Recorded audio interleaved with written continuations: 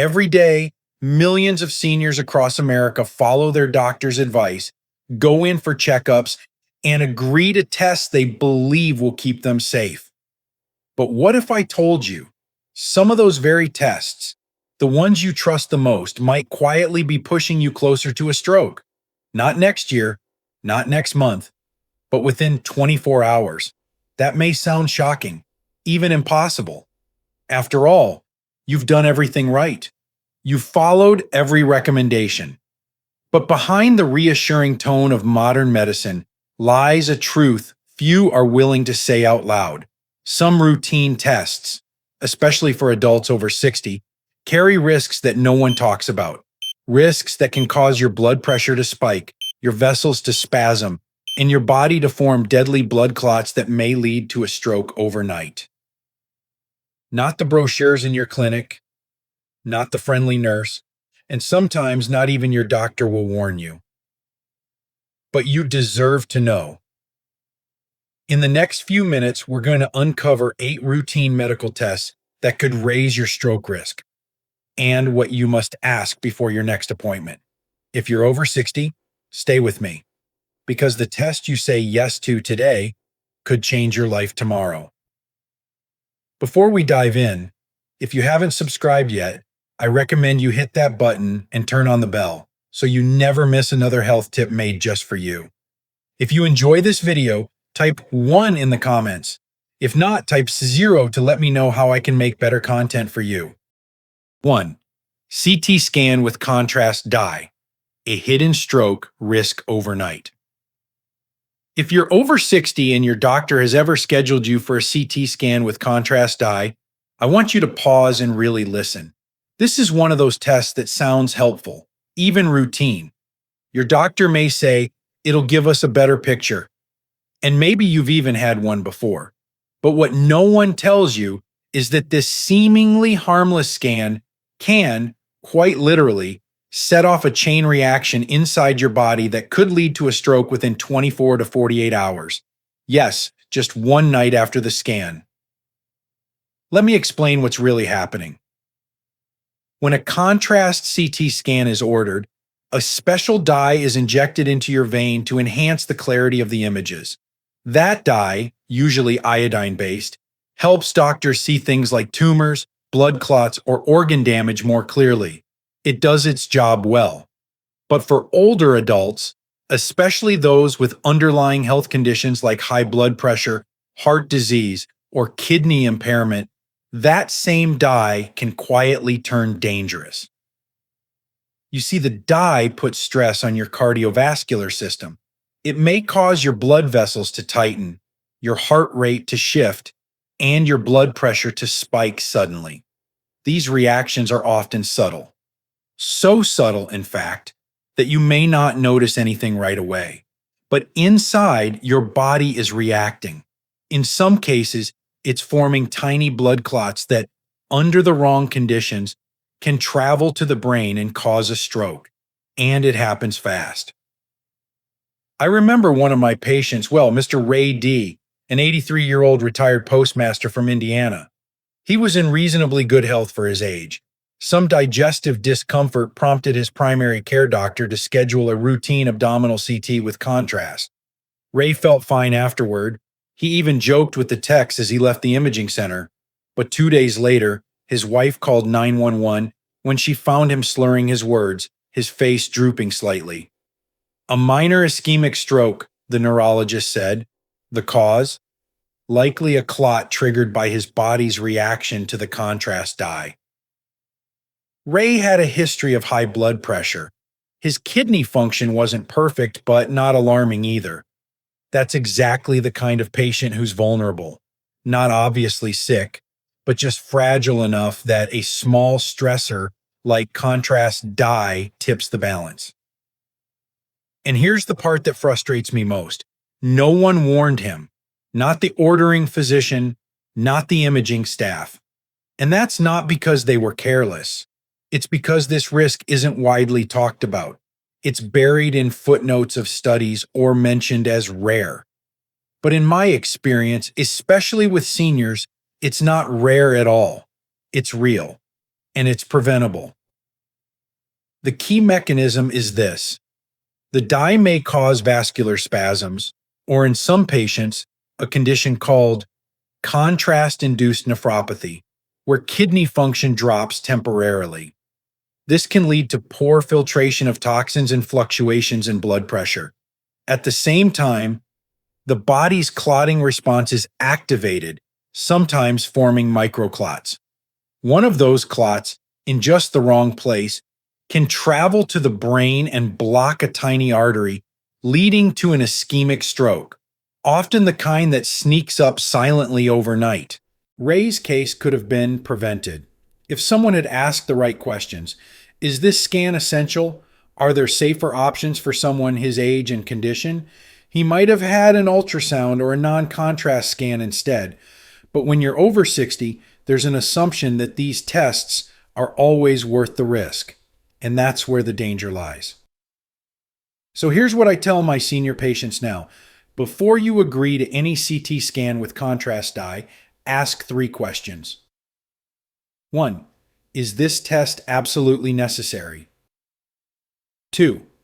Can it be done without contrast? 3.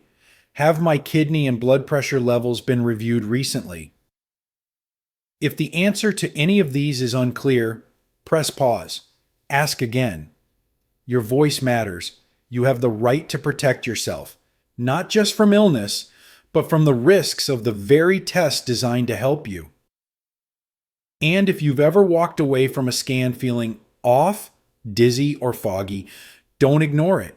Those may be whispers from your body, warning signs of deeper vascular stress. A stroke doesn't always come like a thunderclap. Sometimes it arrives quietly, hours after you thought everything was fine. Now, what if I told you there's another test just as common that intentionally raises your heart rate and blood pressure, even in fragile seniors? And it's being recommended every day to people in their 70s and 80s, sometimes just to check in. Let's talk about the exercise stress test and why it might be lighting a fire you didn't even know was burning. If you're still watching and finding these insights helpful, please comment number 1 below to let me know you're with me. Now let's move on to point number 2. 2. Exercise stress test, a ticking clock for stroke in seniors. For many older Americans, especially those trying to be proactive about their health, the phrase, "let's schedule a stress test," sounds like good, responsible care. It seems harmless enough. Walk on a treadmill, monitor your heart, catch any hidden problems early. But as a brain doctor who's worked with older patients for decades, I can tell you this. For those over 60, especially anyone with high blood pressure, vascular disease, or fragile arteries, an exercise stress test can be more than just risky. It can trigger a stroke by the next morning. Yes, you heard that right. A routine stress test, something so many of us trust without question, can, in some cases, quietly create the perfect conditions for a blood clot to form and travel to the brain within 24 hours. Let me walk you through what actually happens inside the body. During a treadmill stress test, your heart rate is artificially elevated through physical exertion. This isn't just a jog in the park. You're being pushed step by step, minute by minute, until your cardiovascular system is working at full capacity, often more than it's done in years. Your blood pressure surges, your arteries tighten, and your heart may begin to beat irregularly. For someone in their 30s, that might be manageable. But for a 75-year-old on multiple medications, maybe already dealing with some narrowing in the blood vessels, this can be the spark that lights the fire. One of my patients, a retired librarian named Margaret S., had this exact experience. She was 74 with a long history of high blood pressure, managed but not perfect.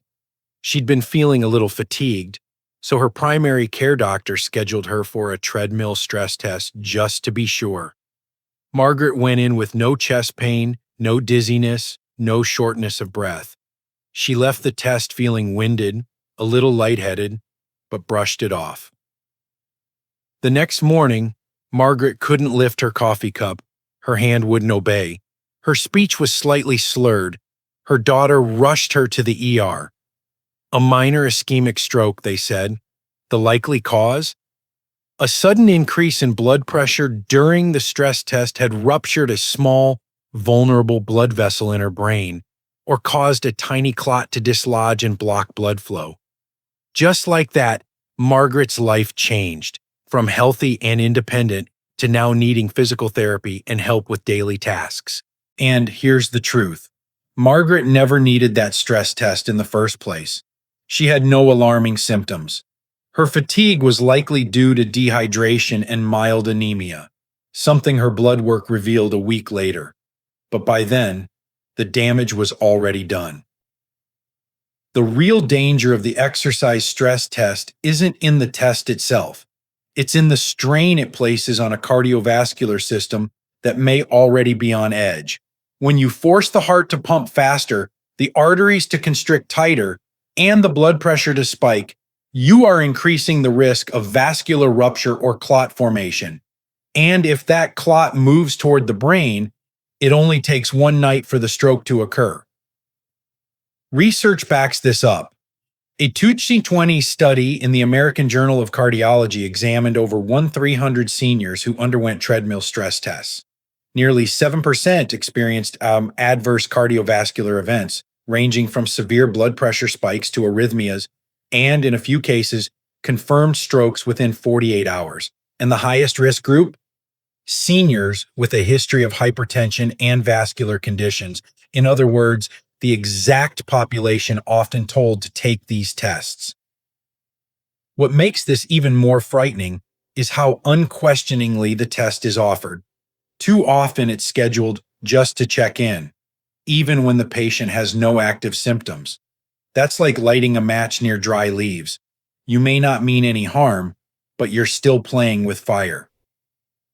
If you're over 60 and your doctor suggests a stress test, pause and ask, do I have any active symptoms, like chest pain or shortness of breath, that truly warrant this? Are there safer alternatives for someone my age and condition? Can we do a pharmacological stress test or a resting echocardiogram instead? Because here's the reality. Just because you can walk on a treadmill doesn't mean your arteries can handle it. And what starts as a routine checkup can end with slurred speech, weakness, or a long stay in rehab. Margaret now says she wishes she had asked more questions. She trusted the process. She followed the recommendation, but in hindsight, she says, I didn't know that one test could change my whole life overnight. As your brain ages, your blood vessels become more delicate. The threshold for stress narrows. You may feel strong, and you probably are. But that doesn't mean your body is equipped to handle every test like you did in your 40s or 50s. That's the part of aging we often don't want to admit, and the part the system doesn't always respect. And now you might be wondering, if something as common as a heart test can trigger a stroke, what about procedures involving sedation, especially when combined with blood thinners? The next test on our list is one almost every senior will face eventually, and it may surprise you how often it leads to strokes that doctors never trace back to the true cause. Let's talk about endoscopies and colonoscopies and what's really happening while you're under sedation. 3. Endoscopy with sedation. The silent stroke. Trigger hidden behind routine screening. If you're over the age of 60, you've probably been told at least once that it's time for a colonoscopy or endoscopy. Maybe it was part of a routine screening. Maybe your doctor just wanted to check things out. These procedures are marketed as safe, quick, and preventive. You show up, they sedate you, you wake up groggy, and you go home. But here's what too few people will tell you. For seniors, especially those on blood thinners or with high blood pressure, sedation during an endoscopy can quietly trigger a stroke, and it may not show up until the next day.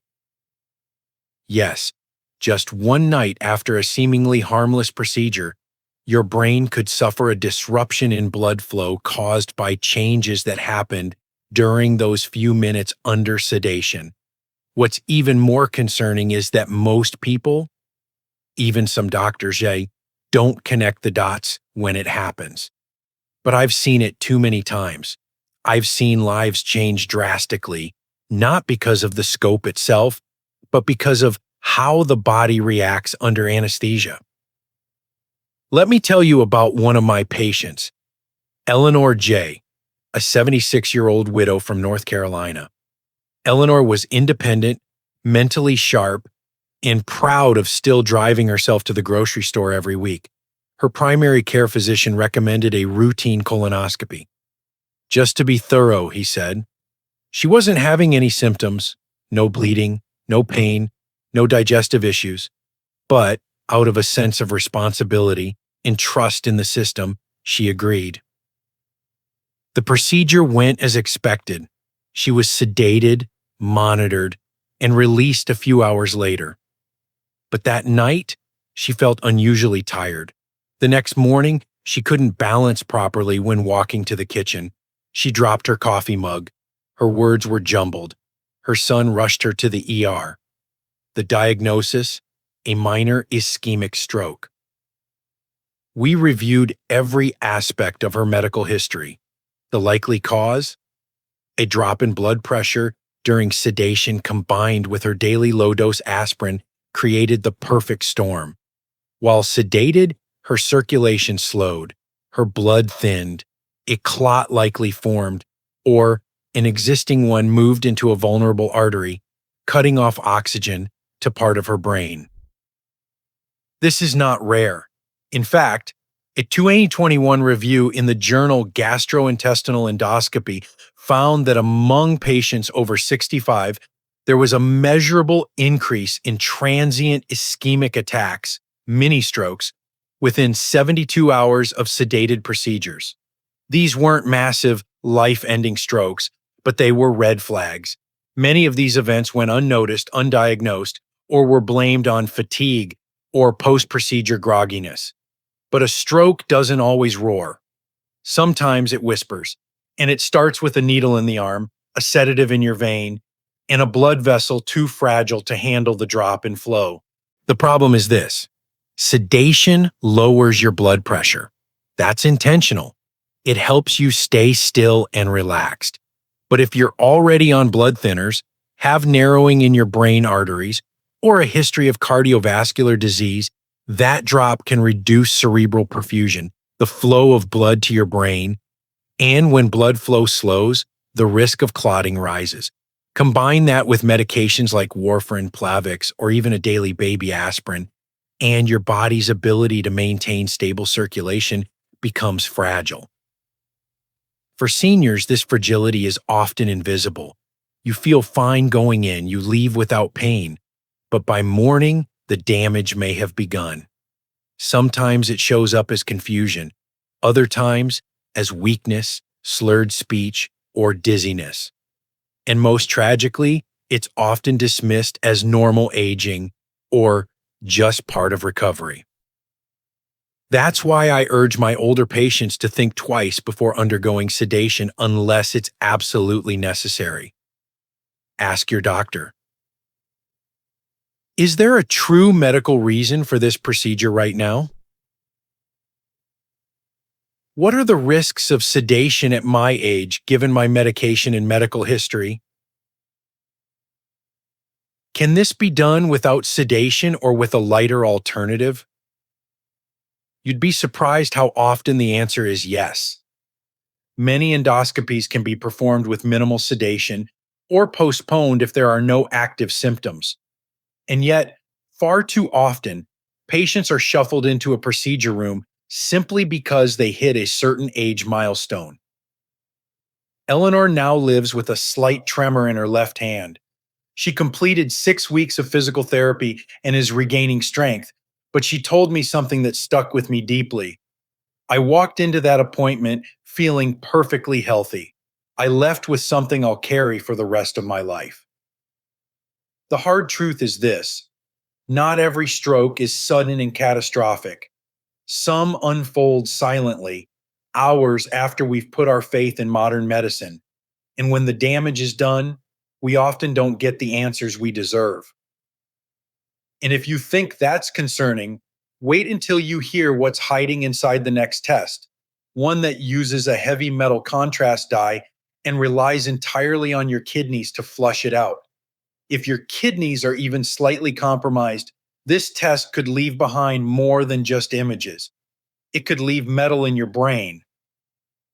Let's talk about MRI with gadolinium and why seniors should never assume it's risk-free. If you're still watching and finding these insights valuable, please comment number 1 below to let me know you're here. Now let's keep going with point number 4. 4. MRI with gadolinium, the heavy metal risk that lingers and strikes overnight. If you're over 60, chances are high that at some point your doctor will recommend an MRI. It's one of the most advanced diagnostic tools we have, able to detect everything from tumors to spinal damage to blood vessel issues. But what most older adults don't realize is that many MRIs, especially those ordered just to be thorough, come with a hidden addition, a contrast dye that contains gadolinium, a heavy metal your body isn't built to handle well as you age. Gadolinium is not a medication. It doesn't treat anything. It's an agent used to enhance the visibility of your organs and blood vessels on the scan. And while it helps produce clearer images, it can do real harm to your brain and your circulation, especially if you're over 60 and your kidneys are not working at full strength, even if no one has told you they aren't. You see, gadolinium is supposed to be filtered out of your body through your kidneys. But here's the catch.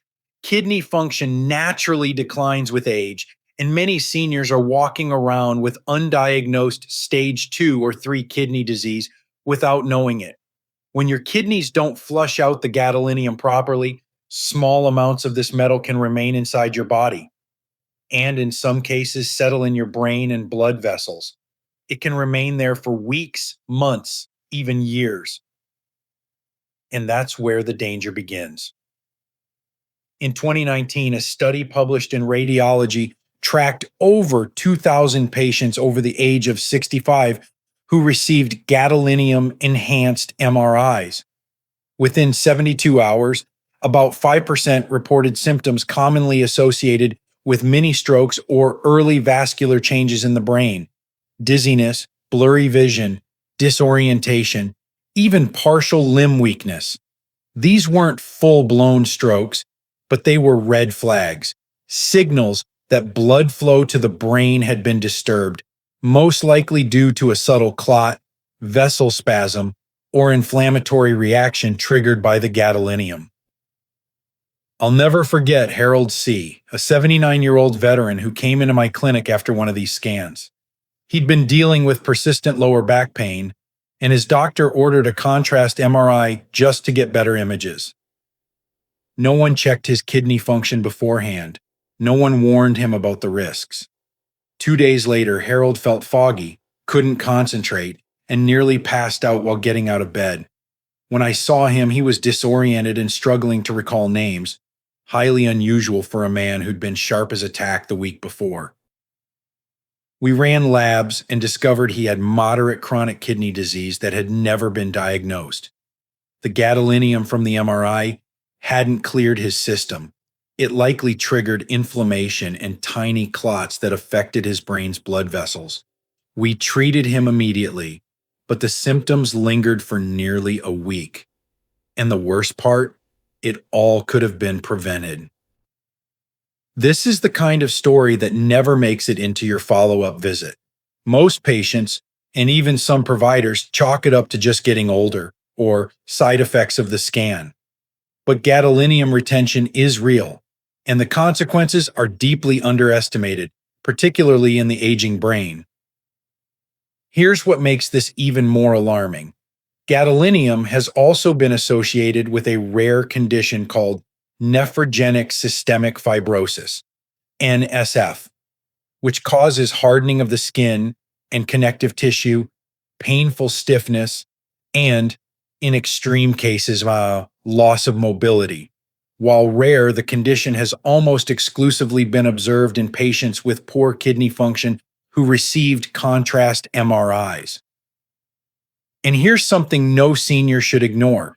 Gadolinium deposits have also been found in brain tissue, especially in areas that affect memory, balance, and emotional regulation. It's not about just one scan, it's about how much your body can take and how little margin for error you have after 65. Before you agree to a contrast MRI, ask your doctor these 3 critical questions. 1. Can we perform this MRI without gadolinium? 2. Have you tested my kidney function recently? 3. What are the specific benefits of using contrast for this scan in my case? You deserve clarity, you deserve safety, and you deserve to be treated like a person whose body is not just a number on a chart, but a lifetime of wear, strength, and vulnerability. Because when you're over 60, your organs don't bounce back the way they used to. What used to be safe in your 40s might now be the thing that triggers a stroke, memory decline, or weeks of foggy confusion. Harold told me later, "No one said a word about any of this. If I'd known there was even a chance of it hurting my brain, I would have asked more questions." So should you. And if you think that's unsettling, imagine a scan that doesn't use any metal, any sedation, or even any pain, but still leads seniors down a path toward risky surgeries they may never have needed, all because of what it finds. Let's talk next about the carotid artery ultrasound and why a good result can sometimes be the worst outcome. 5.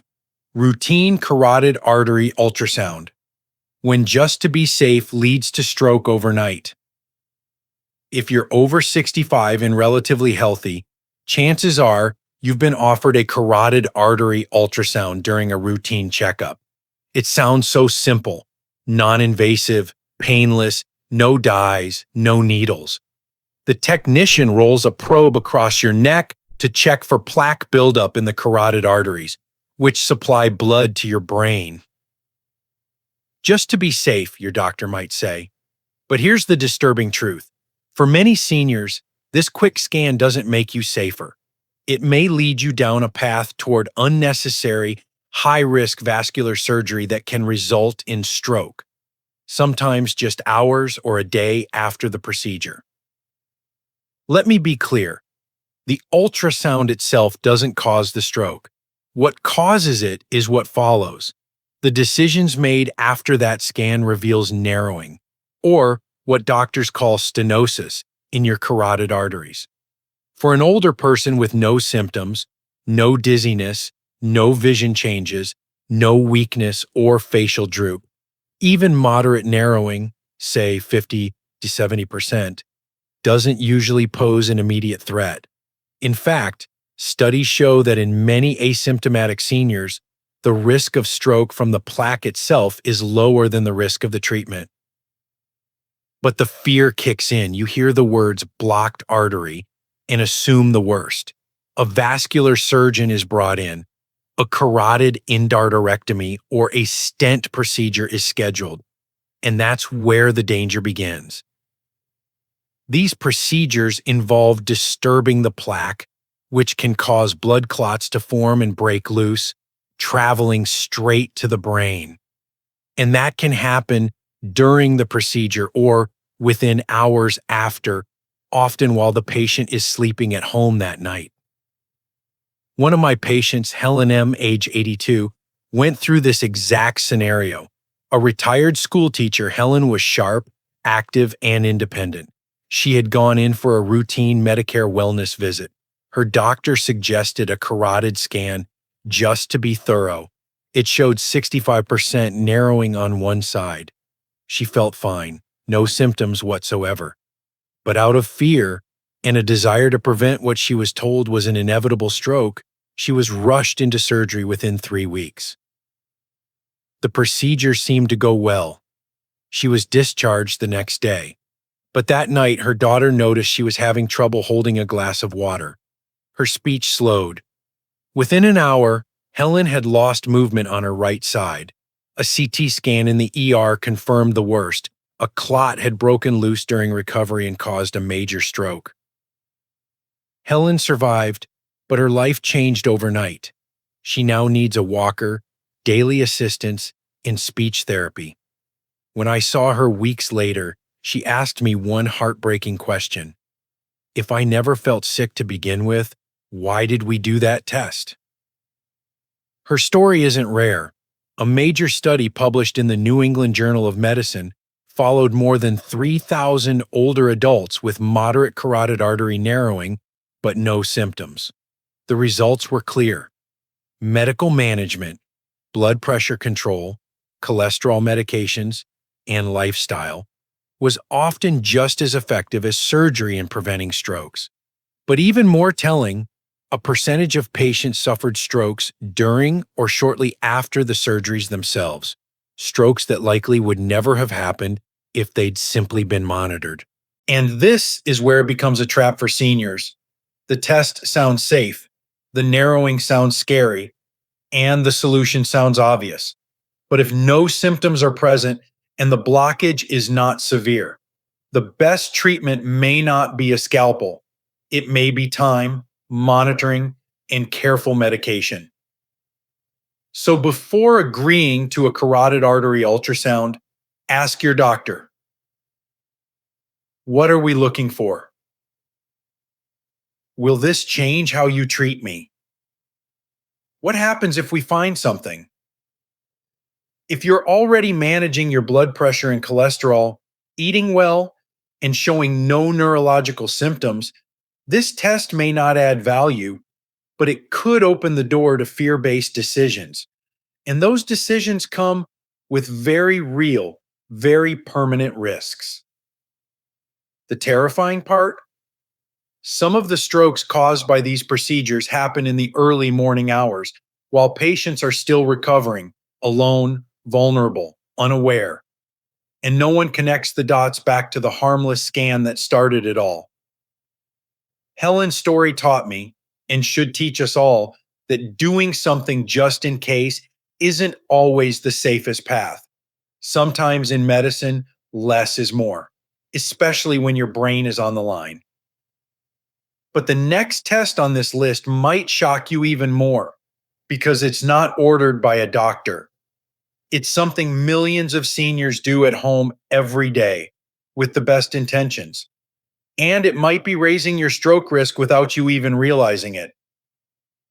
Let's talk about the danger of overusing home blood pressure monitors and how that small cuff might be silently working against you. 6. Overuse of home blood pressure monitors. When checking too often increases your risk of stroke overnight. For many older adults in America, the home blood pressure cuff has become a symbol of control, a small device that promises early warning, safety, and peace of mind. And yes, when used correctly, it can be a life-saving tool. But here's the part no one tells you. Checking your blood pressure too often, especially out of anxiety or habit, can quietly trigger a dangerous cycle, one that leads to false medication adjustments, dangerously low blood pressure, and in some cases, a stroke that strikes overnight. I've seen this too many times in my practice. Seniors who think they're doing everything right, they monitor daily, sometimes multiple times a day, noting every fluctuation. But in the background, that frequent monitoring fuels fear. A single elevated reading causes panic. That panic gets reported. The doctor, often over the phone, without context, adjusts the medication downward. And that's when the real risk begins. Let me tell you about one of my patients, Walter D., age 77, a retired mechanic from Ohio. Walter was diligent almost to a fault. He checked his blood pressure 3 to 5 times a day, always recording it in a small notebook. One evening, after seeing a systolic reading of 158, he called his clinic. A covering physician told him to increase his beta blocker dose temporarily. The next morning, Walter collapsed in his kitchen. He couldn't move his left side. Paramedics arrived quickly.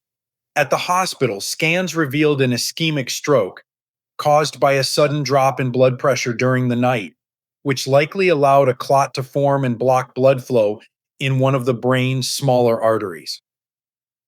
Walter survived, but with lasting weakness in his left arm and slurred speech that still affects his confidence. When I reviewed his records, I found no consistent pattern of dangerously high blood pressure. What I saw was anxiety and over-monitoring that led to a dangerous overreaction. Here's the biological truth. Your blood pressure fluctuates all the time. It can rise slightly when you're stressed, after coffee, or when you're just not sitting still enough during the reading. That's normal. But when you focus on individual numbers instead of long-term patterns, and when doctors adjust medications too quickly based on random spikes, you can push the body into hypotension, low blood pressure, especially during sleep. And for older adults, low nighttime blood pressure is a serious stroke risk. Why?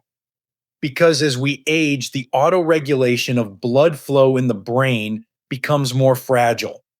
The vessels don't respond as quickly or as efficiently to drops in pressure. If blood pressure drops too low during the night, as it did in Walter's case, the brain may not receive enough oxygen-rich blood, and in that silent, vulnerable window, a blood clot can form or an existing one can travel and block a cerebral artery. The result? A stroke, often before sunrise. This is why I now give very specific instructions to my senior patients. Do not check your blood pressure more than once a day unless specifically instructed. Pick the same time each day, preferably in the morning after you've been awake for 30 minutes, sitting calmly. Always record it, but don't panic over one high reading. What matters is the trend, not the outlier. And never, never adjust your medications based on a single number without an in-person evaluation. These medications are powerful. They need context, your symptoms, your activity level, your kidney function, your heart rhythm. Without that, changing dosages is like flying a plane without instruments. You're guessing, and the brain is what's at risk if you're wrong. Walter told me later, I thought I was being careful. I thought I was doing the right thing. And that's what breaks my heart, because he was trying. But he was also being misled by a system that sometimes values numbers more than the human story behind them. So if you're watching this and you have a blood pressure monitor at home, keep it, use it, but don't let it control you. Don't let it steal your peace of mind or push you into changes that your body might not tolerate. Because sometimes in our effort to stay safe, we create the very conditions that invite harm, especially when we don't allow our bodies time to stabilize, rest, and regulate naturally. And if a small device at home can cause that much chaos, imagine what happens when seniors are exposed to repeated dental injections containing stimulants that spike their blood pressure within minutes. Let's talk about dental procedures with epinephrine-based numbing agents and why that sharp poke in the dentist's chair could be putting your brain at risk. 7.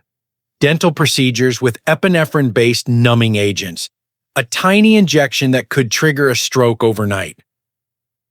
It's one of the most routine things a senior might face: a trip to the dentist for a filling, a crown, or maybe a root canal. The procedure itself may not be pleasant, but you feel safe. After all, it's just the dentist, and they'll give you something to numb the pain. But what if I told you that the tiny injection you receive to numb your mouth could quietly lead to a spike in your blood pressure, constriction of your blood vessels, and in some vulnerable older adults, a stroke that can strike just hours later, while you're asleep in your own bed? The numbing agent used in most dental offices contains epinephrine, a form of adrenaline. Its purpose is to constrict blood vessels so that the anesthetic stays localized and works longer. That sounds helpful until you consider what epinephrine does to the entire cardiovascular system, especially in older adults with high blood pressure, heart disease, or a history of mini strokes. When epinephrine is injected into your body, even in small localized amounts, it doesn't always stay where it's supposed to. In some individuals, especially seniors, it enters the bloodstream and spreads systemically, causing your heart rate to spike, your blood pressure to surge, and your blood vessels to narrow dramatically. This sudden vascular constriction, particularly in the already stiff and plaque-lined arteries of older adults, can create the perfect environment for a blood clot to form or for an existing one to move, potentially blocking blood flow to the brain within hours. That's exactly what happened to one of my patients, Walter K., age 81, a retired train engineer from Oregon. Walter was in good shape for his age, with only mild hypertension and a long-standing fear of the dentist. He finally agreed to get a cracked molar fixed and was given a standard dental anesthetic containing epinephrine. The procedure went smoothly. He felt jittery afterward, a little flushed, slightly anxious, but the staff reassured him it was normal. That night, Walter went to bed early. By morning, he couldn't speak clearly. His right arm was weak. His wife called 911. A CT scan confirmed a small ischemic stroke caused by a clot in the left cerebral artery. After careful review and with no other new risk factors, the ER neurologist and I traced the event back to the epinephrine injection and the blood pressure spike it triggered just hours earlier.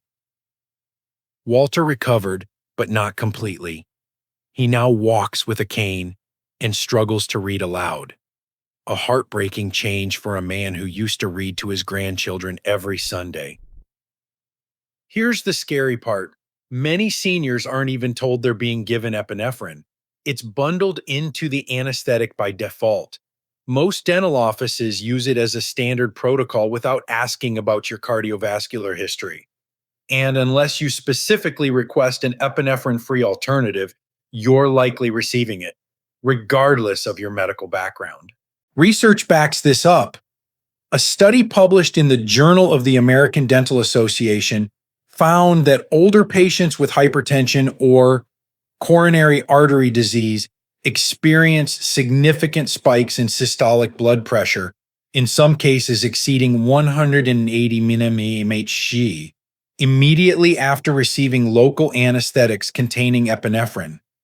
Another 2021 case review linked post-dental cardiovascular events, including transient ischemic attacks and stroke, to anesthetics used during common dental procedures in patients over 70 young.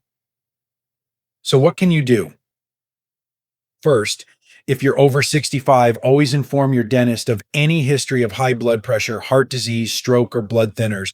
But more importantly, ask directly, does the numbing shot you're using contain epinephrine? Is there a safer alternative for someone my age? The answer is often yes. Most dental procedures can be done safely with carbocaine or another non-epinephrine anesthetic.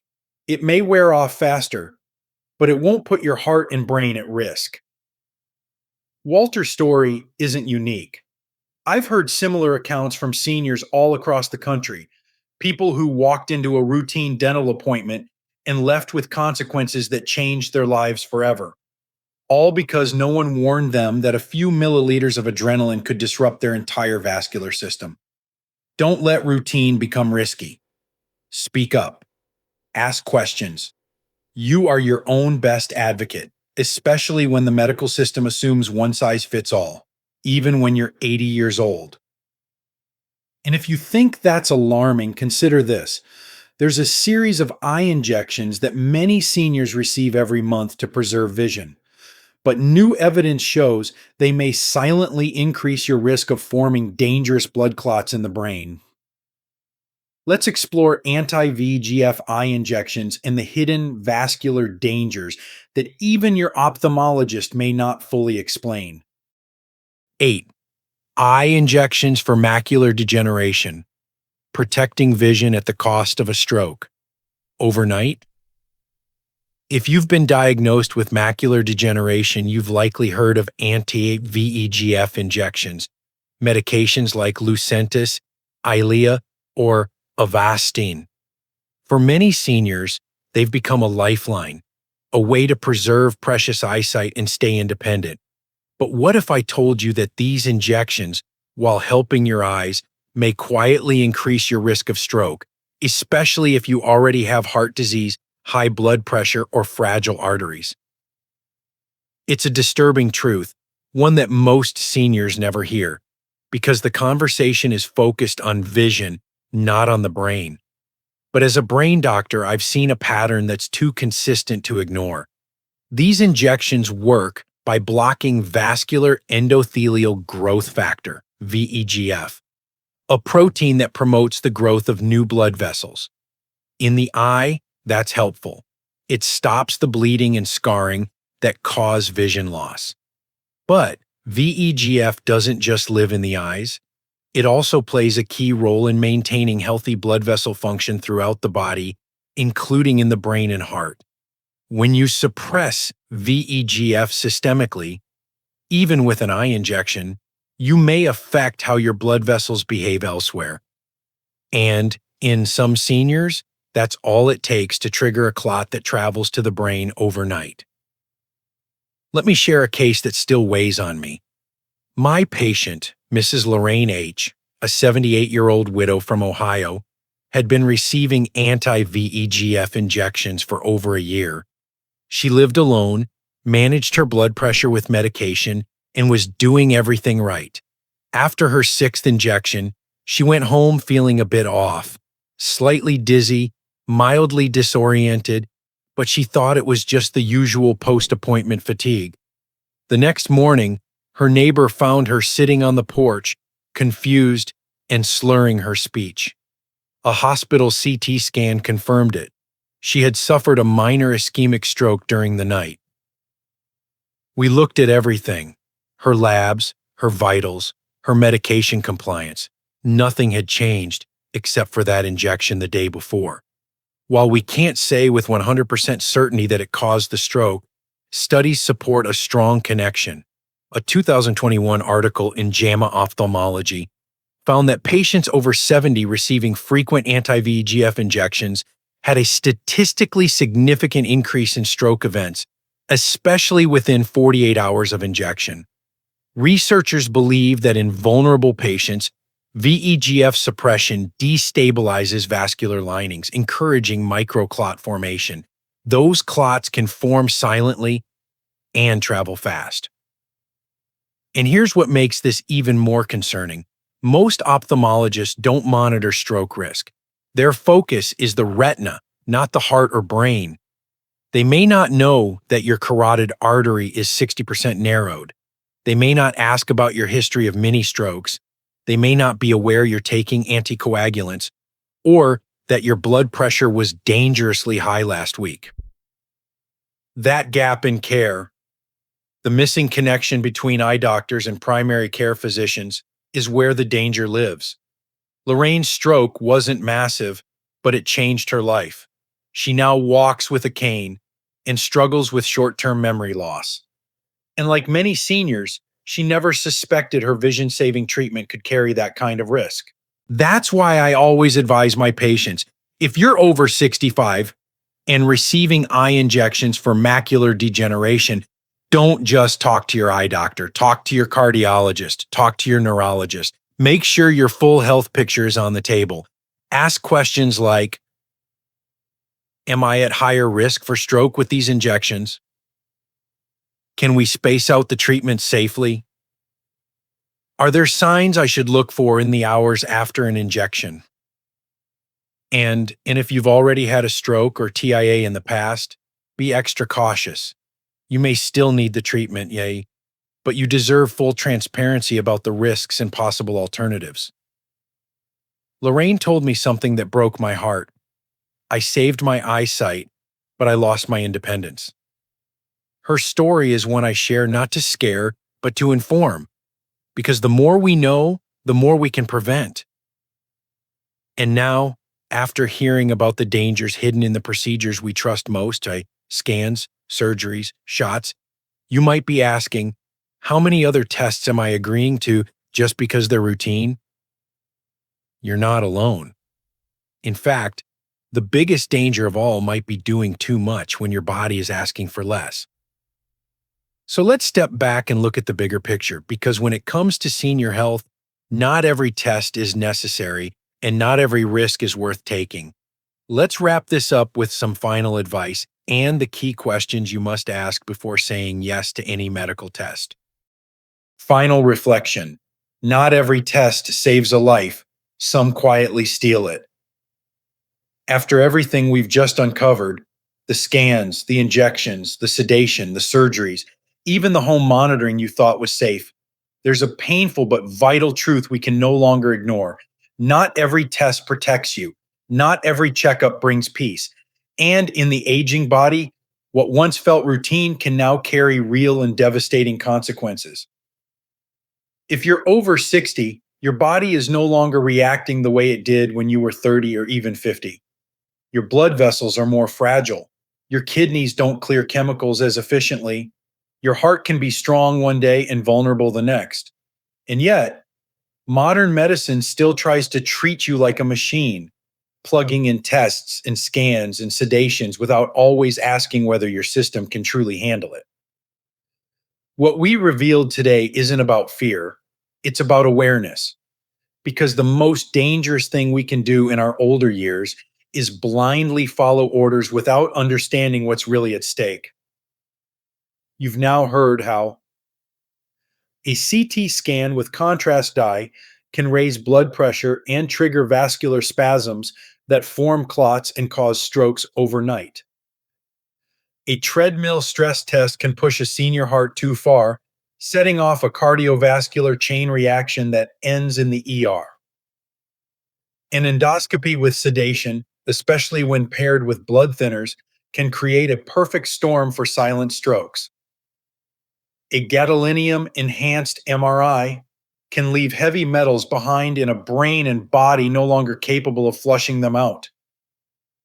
A carotid ultrasound ordered without symptoms can lead to surgery that causes more harm than the condition it was meant to prevent.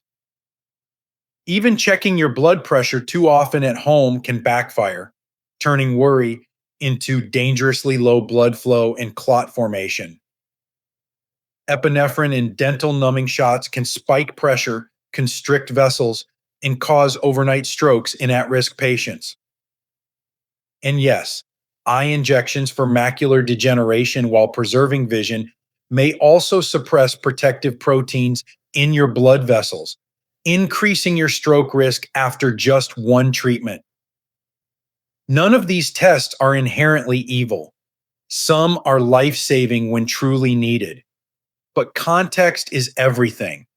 Your age, your conditions, your medications, these factors must be at the center of every decision, not protocol, not routine, not just to be thorough. And now, here's the most important question I hope you take from all of this. Are you asking enough questions before saying yes? Because yes can be a powerful word. It can save your life, but it can also change your life forever in the wrong way if you say it without full knowledge. So here's what I want every senior watching this to remember. The next time a doctor recommends a scan, a test, a procedure, stop, breathe, ask, is this test essential for me right now? What are the risks based on my age and current health? Is there a safer alternative? What would happen if we waited or did nothing? You are not being difficult by asking questions. You are being responsible. You are being wise. And you are protecting the only body and the only brain you will ever have. I've seen too many older patients suffer strokes memory loss, weakness, and dependency, not because of disease, but because of the fallout from tests they never needed. But I've also seen those who speak up, ask questions, and walk away from unnecessary risk with strength and clarity. They are living proof that knowledge is protection, that your voice matters, that you don't need to say yes just because it's offered. So, to every senior watching this, I'll leave you with this. You have the right to pause, you have the right to ask, and you have the power to protect yourself. Because the goal of medicine isn't just to catch disease, it's to protect life. And the life we're protecting is yours. If this message has opened your eyes, if it made you think of a loved one, or if you've ever experienced something that didn't feel right after a test, share your story in the comments. You're not alone. And your story could save someone else. Stay curious, stay cautious, and most of all, stay empowered. Because the most dangerous part of growing older isn't aging, it's being uninformed. These lessons are meant to inspire you to live fully and authentically. Now, I'd love to hear from you. Take a moment to reflect and share one thing you've learned and plan to apply in your own life. Let's support each other on this journey toward embracing these truths. If you enjoyed this video, please leave a comment with 1. If not, feel free to comment with 0. Your feedback means a lot to us. Don't forget to like, share, and subscribe to our YouTube channel for more content like this. Thank you for watching, and here's to living life on your own terms.